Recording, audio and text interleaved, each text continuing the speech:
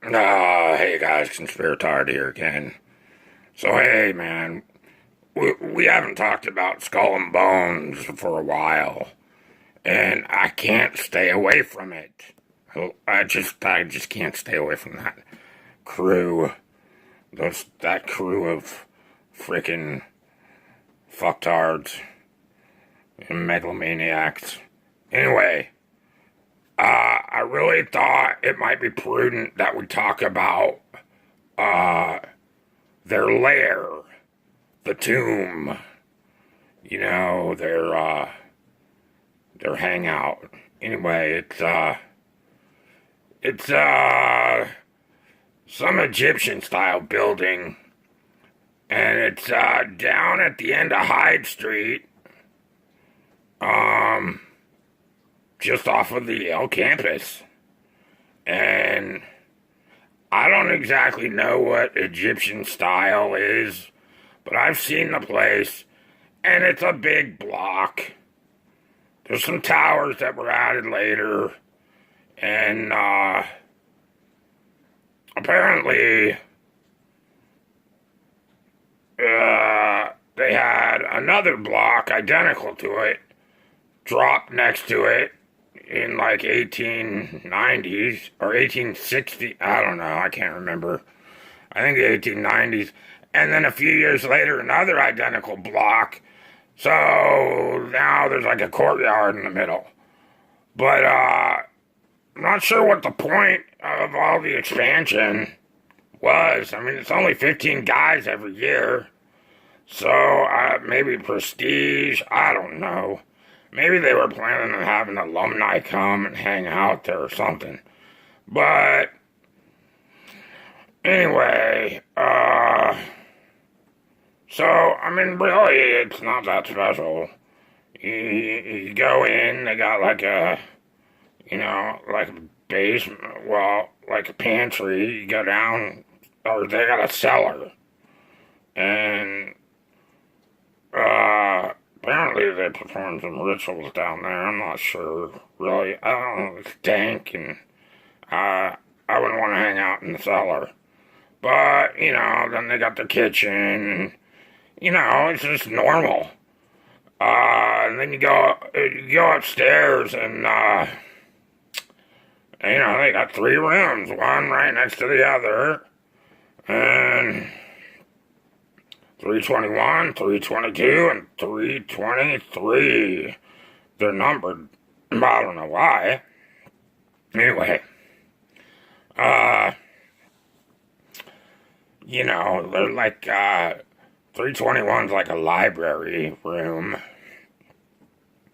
322, ooh, the big 322. It's a room with a fireplace and a couch, and above the mantle and fireplace, they got their big skull and bones, like, emblem. It's pretty cool looking, I mean, and then, they just chat it up in there. They hang out. They, smoke cigars. Whatever. Oh, yeah, and, of course, that's also where they have the fake panel, so the wall opens up, and there's all these little cubby holes where they store their skull collection. You know? You know what? Since we're on the subject of the skull and, collection again, which I love talking about, I want to clear up something people keep saying. People keep saying that, Prescott Bush, dug up the skull when he was stationed at Fort Sill. And that's not really accurate. He wasn't stationed there. The Brotherhood heard through some graduates at Yale who were stationed there that they knew where Geronimo was buried. And Prescott was like, hey, let's go rob his grave. So Prescott and somebody took a trip out to Fort Sill and dug it up. So it wasn't like Prescott Bush was stationed at Fort Sill like everyone's saying.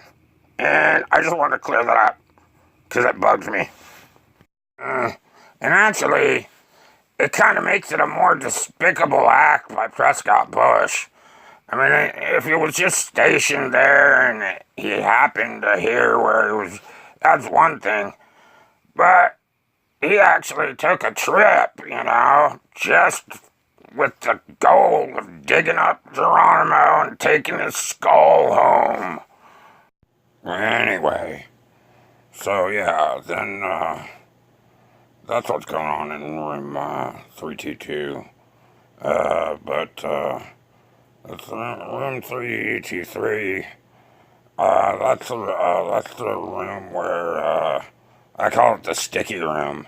That's where they keep the whatever, the circle jerk casket. You gotta get in to be a member.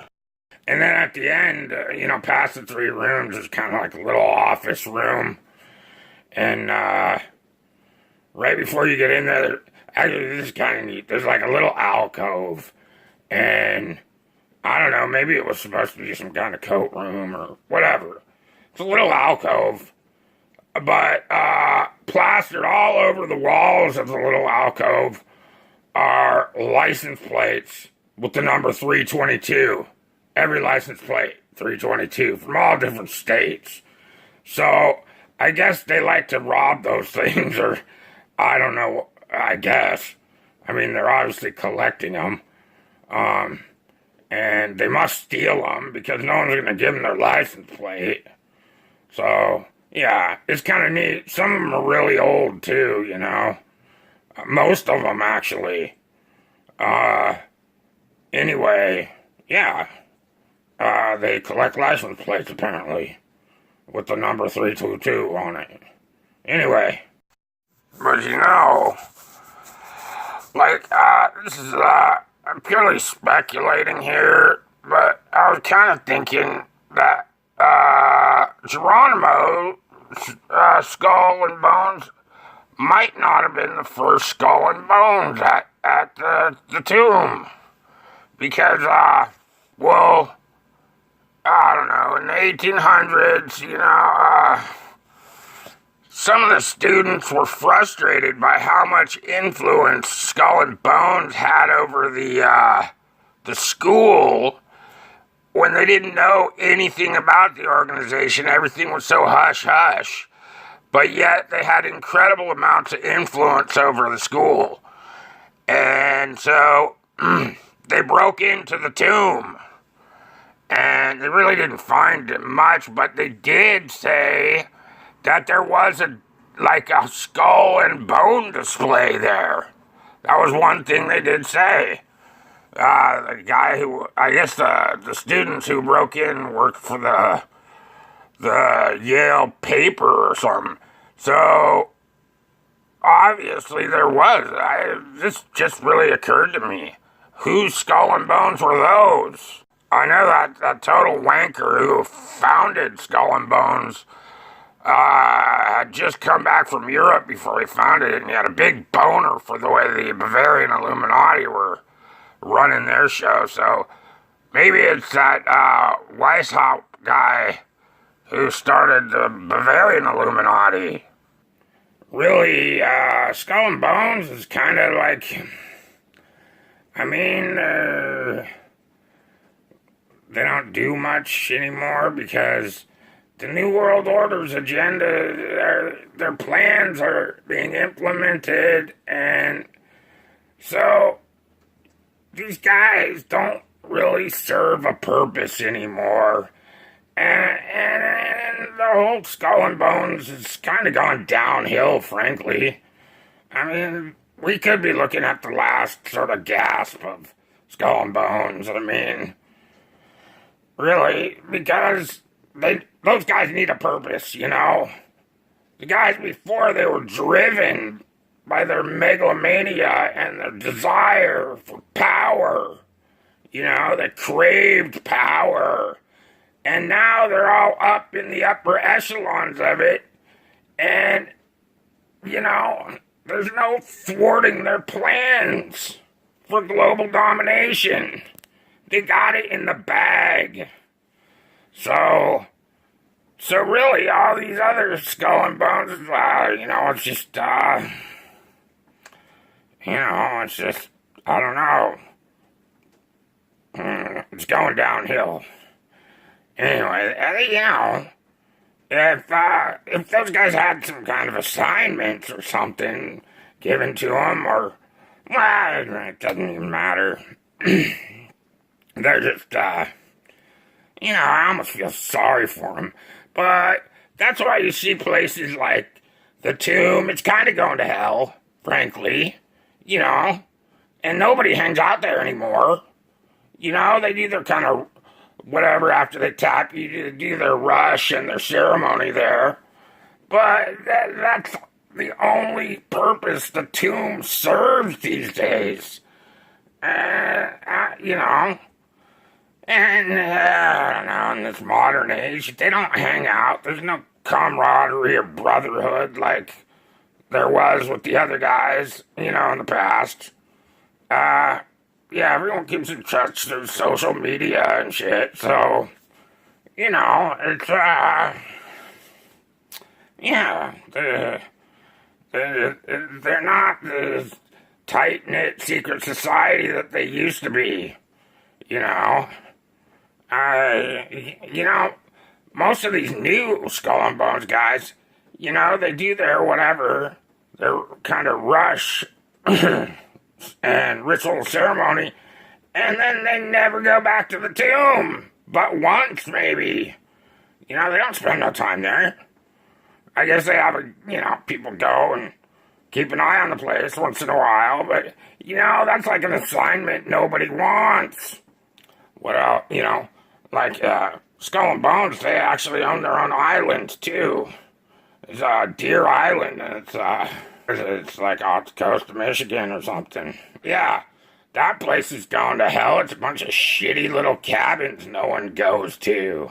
And nobody takes care of it, It's probably been vandalized by teenagers by now, all their little cabins. Back in the day, the guys would get together and go to that island in the summer, and, it's where probably a lot of bonesmen met their wives, Yeah, so the patriarchs would, go there, and, the current bonesmen would go, kind of like a little reunion, and, probably try and fix up their daughters with some bonesmen. Because I know they like to keep it in bonesmen. They want bonesmen to marry in with other bonesmen families. Keep it in the family. Ew. Anyway. Excuse me. Freaking bong hits. Give me a raspy throat. Okay, guys.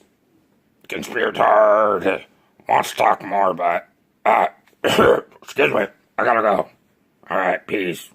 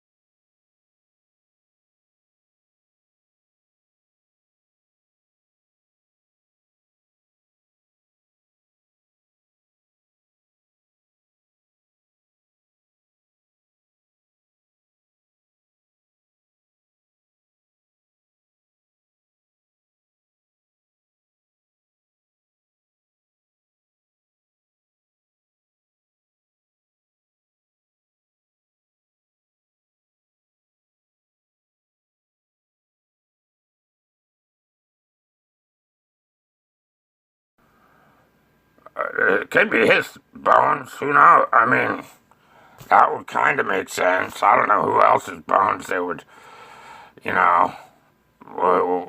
want. I'm going to have to do some more research and look into that.